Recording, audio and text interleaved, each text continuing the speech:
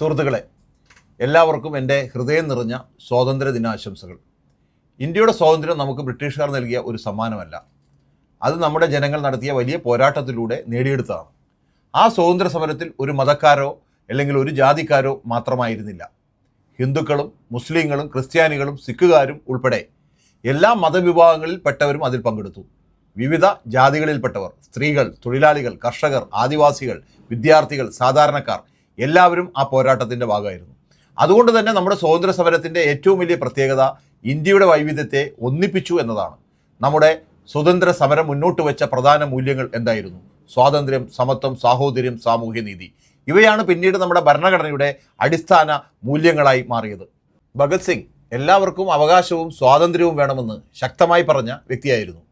ജാതിയുടെയോ വർഗത്തിൻ്റെയോ പേരിൽ ഒരാളുടെ അവകാശം നിഷേധിക്കരുത് എന്നതായിരുന്നു അദ്ദേഹത്തിൻ്റെ ചിന്തയുടെ പ്രധാന ഭാഗം.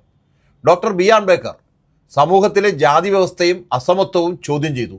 എല്ലാ മനുഷ്യർക്കും തുല്യമായ അവകാശവും അവസരവും ലഭിക്കുന്ന ഒരു സമൂഹമാണ് അദ്ദേഹം സ്വപ്നം കണ്ടത്. മഹാത്മാഗാന്ധി ജനങ്ങൾ തമ്മിലുള്ള സ്നേഹത്തിനും ഐക്യത്തിനും സാഹോദര്യത്തിനും വലിയ പ്രാധാന്യം നൽകി.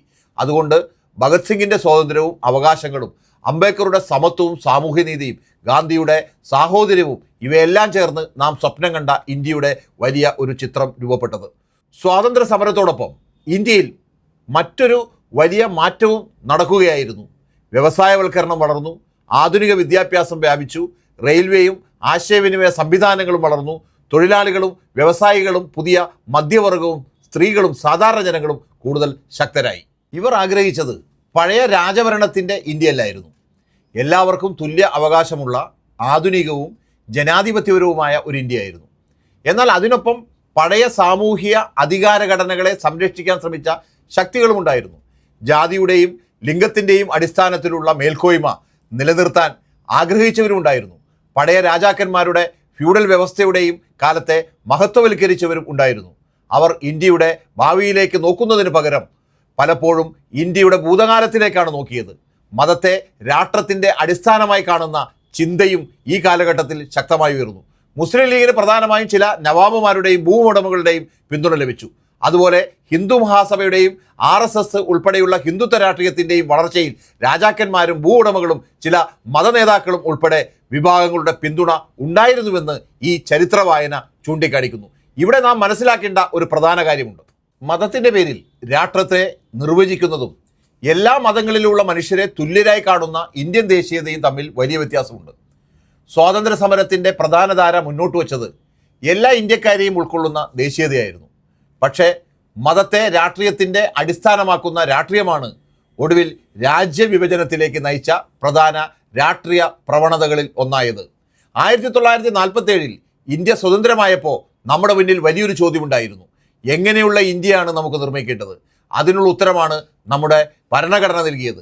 വ്യത്യസ്ത മതങ്ങളും ഭാഷകളും ജാതികളും പ്രദേശങ്ങളും സംസ്കാരങ്ങളുമുള്ള ഇന്ത്യയെ ഒന്നിപ്പിക്കുന്ന ഒന്ന് ഭരണഘടനയാണ്. ഭരണഘടനയുടെ ആമുഖം തന്നെ നമ്മളോട് പറയുന്നത് നീതി, സ്വാതന്ത്ര്യം, സമത്വം, സാഹോദര്യം ഉറപ്പാക്കുന്ന ഇന്ത്യയെക്കുറിച്ചാണ്. ഭരണഘടന തയ്യാറാക്കിയ ഡ്രാഫ്റ്റിംഗ് കമ്മിറ്റിയുടെ അധ്യക്ഷനായിരുന്ന ഡോക്ടർ ബി ആർ അംബേദ്കർ ഒരു കാര്യം വളരെ വ്യക്തമായി പറഞ്ഞു: രാഷ്ട്രീയ ജനാധിപത്യം മാത്രം പോരാ, സാമൂഹ്യ ജനാധിപത്യവും വേണം. സ്വാതന്ത്ര്യം മാത്രം ഉണ്ടായാൽ പോരാ, സമത്വം വേണം. സമത്വം മാത്രം ഉണ്ടായാൽ പോരാ, മനുഷ്യർ തമ്മിലുള്ള സാഹോദര്യവും വേണം. ഇവ മൂന്നും ഒന്നിച്ചു നിൽക്കുമ്പോഴാണ് യഥാർത്ഥ ജനാധിപത്യം ശക്തമാകുന്നത്.